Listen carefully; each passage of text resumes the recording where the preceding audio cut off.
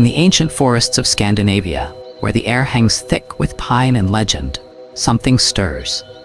The trees stand like silent sentinels, their needles whispering secrets to the wind. Mists drift across moss-covered stones like breath from another world. And if you listen closely, truly listen, you might hear her. A laugh, soft as falling snow, a shadow too graceful to be a deer.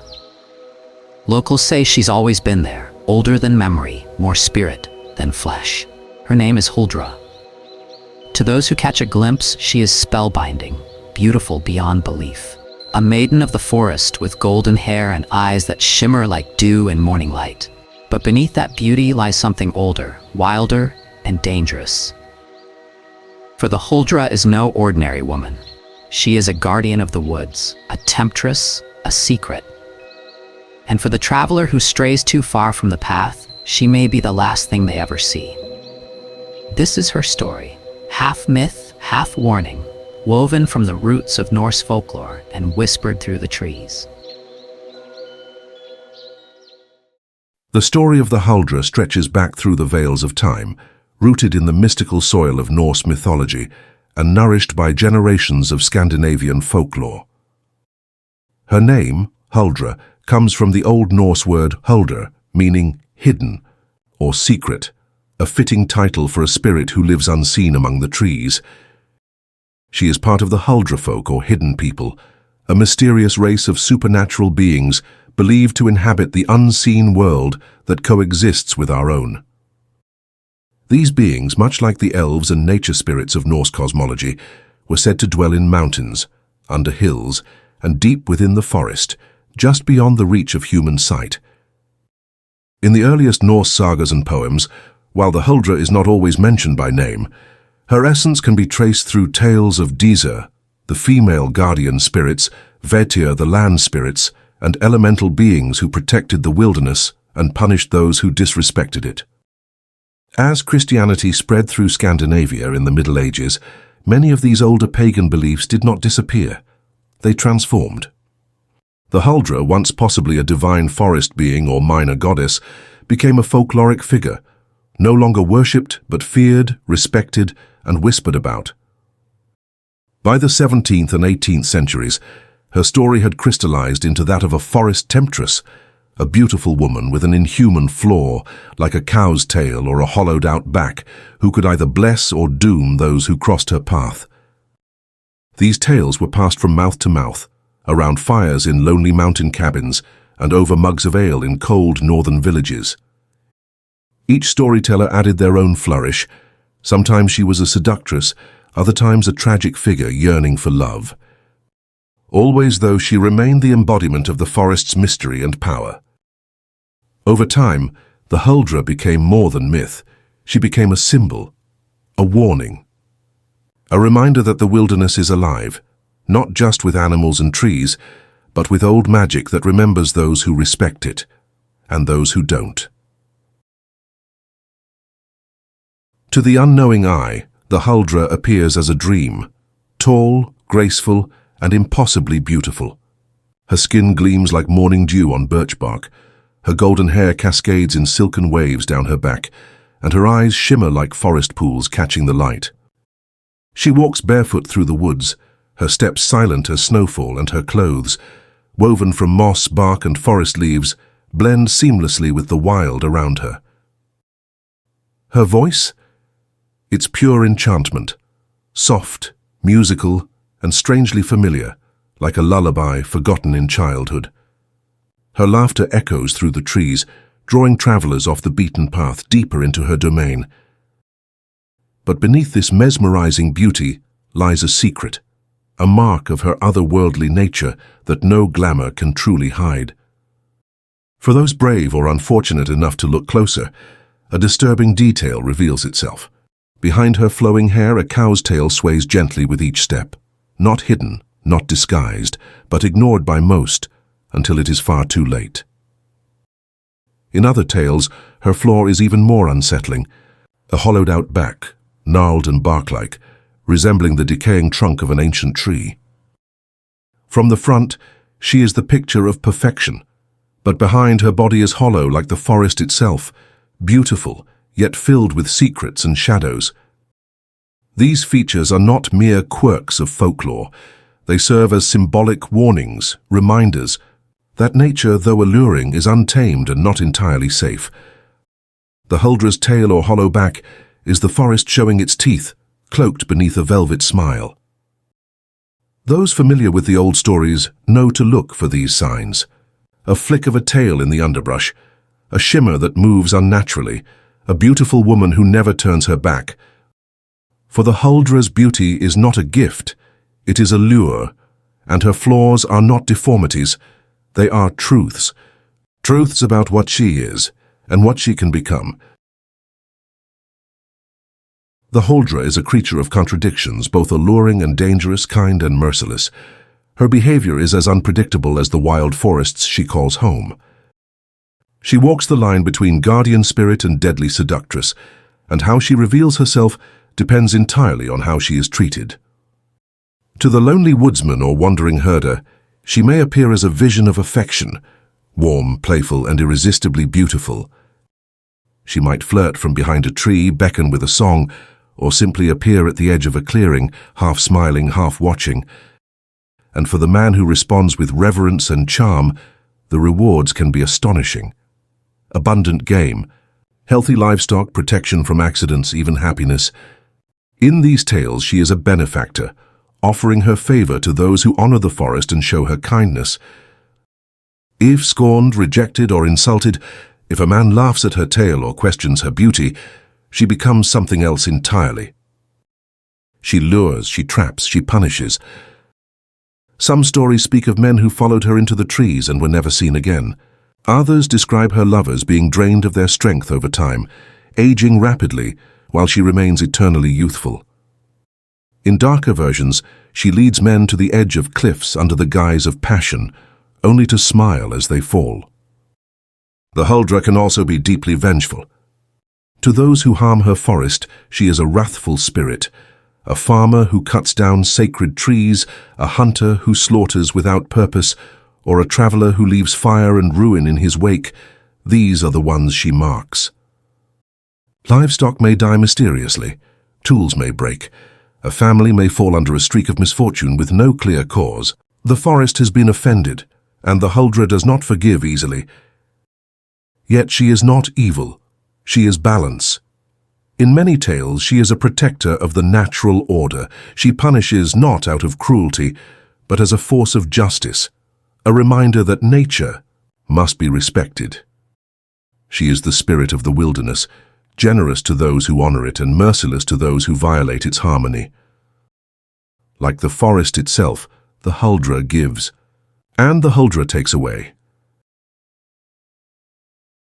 Beneath her supernatural beauty and untamed spirit, there lies a secret longing within the Huldra, a yearning not for mischief or dominance, but for belonging, for love, for a soul.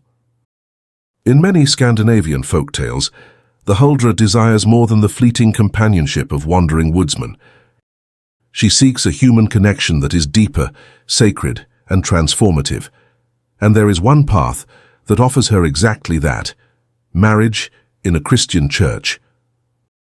According to tradition, if a man truly falls in love with a Huldra, not simply enchanted by her beauty, but loving her despite her flaws and wild nature, and marries her in a church, a miraculous transformation takes place. Her tail falls away, vanishing with the last echo of her enchantment. In that moment, she is no longer a creature of the forest. She becomes fully human, a mortal woman with a soul and all the joys and sufferings that come with it.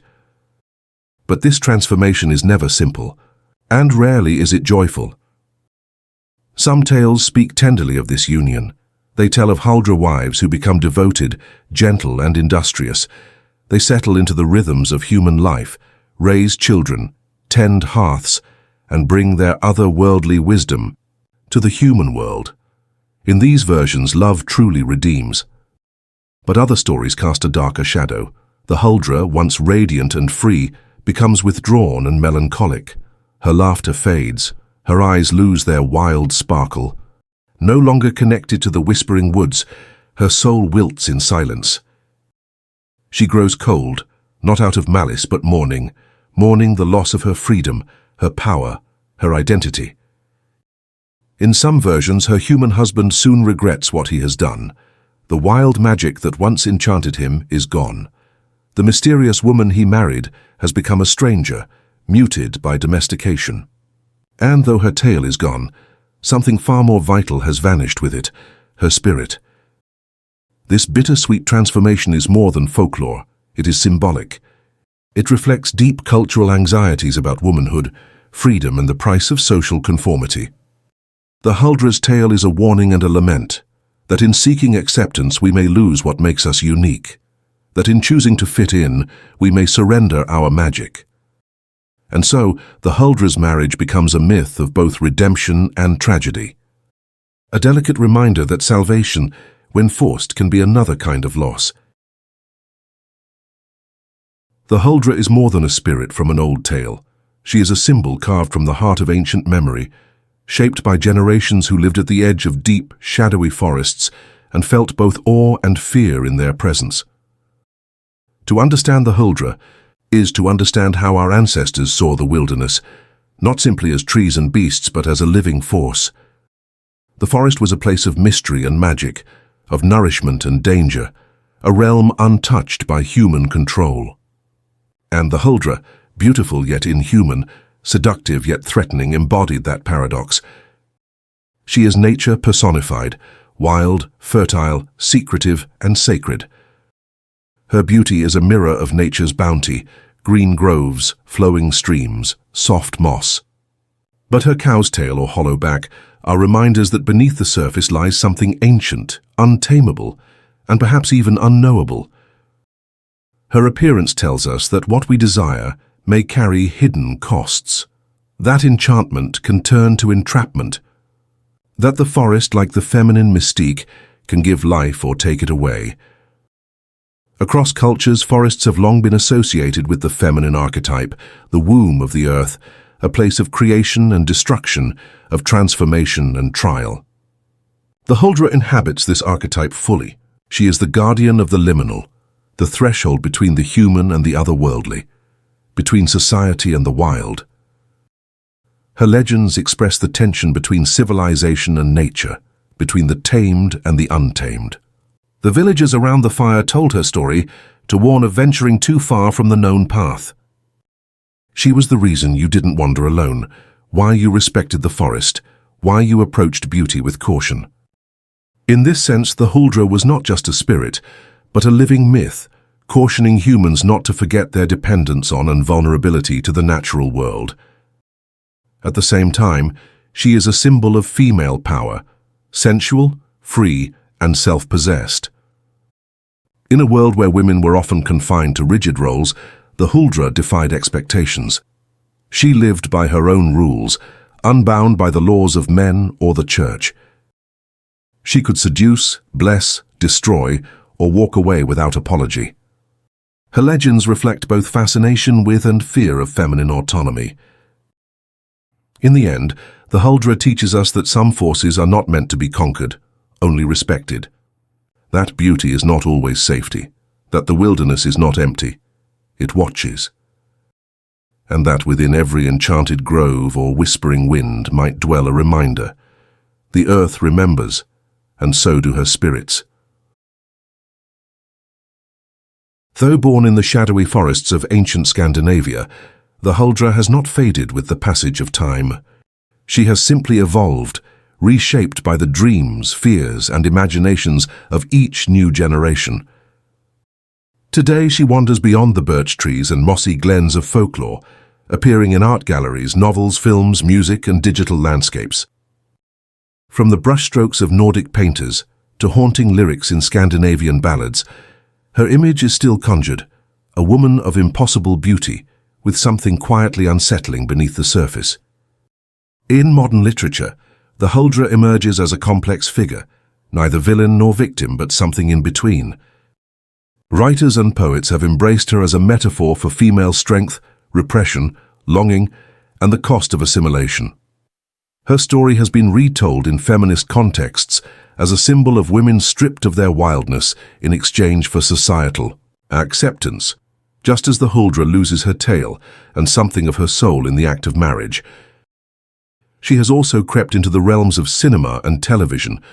In Scandinavian horror and fantasy films, the Huldra is often reimagined as an eerie woodland spectre, appearing at the edges of sanity, beauty, and fear. These portrayals echo the ancient tension in her myth. Is she a protector or a predator? A savior or a siren? Video games and graphic novels have brought her into digital mythology, where she continues to haunt lonely paths and ancient ruins, luring curious players deeper into mysterious forests. Titles like Year Walk, The Witcher, or Folklore have drawn directly from Nordic legends, weaving the Huldra into new worlds that still honor her enigmatic origins. But her influence reaches beyond genre. The Huldra is also used today as a symbol in environmental discourse, representing the raw feminine soul of nature that resists destruction and demands respect. In a world where wild places are shrinking and ancient rhythms are forgotten, she stands as a mythical reminder that the forest is alive and that those who exploit it may still find themselves lost. Through art, song, screen, and game, the Huldra's voice still echoes, seductive and strange, whispering from the edge of civilization. Why does she endure? Perhaps because she touches something primal within us, the fear of isolation, the seduction of freedom, the thrill of the forbidden.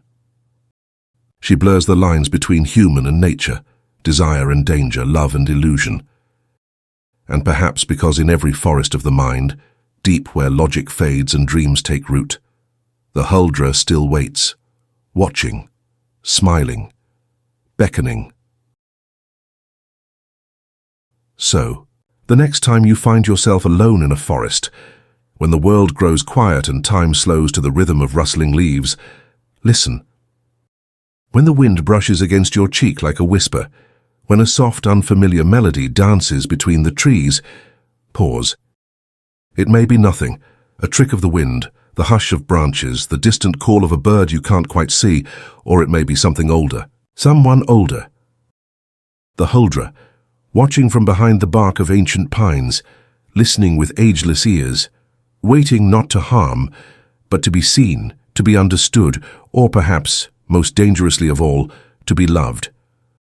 For in every story whispered around hearths and fires, in every faded carving and forgotten lullaby, she still lingers, a guardian, a siren, a secret of the woods. Follow her. And you may never return. But then again, perhaps part of you never wanted to. In the realm of myth, the forest is never truly empty, and neither is its heart, because she is still there, beautiful, hollow, wild, and she is still singing. Thank you for watching. Please like, share, and subscribe.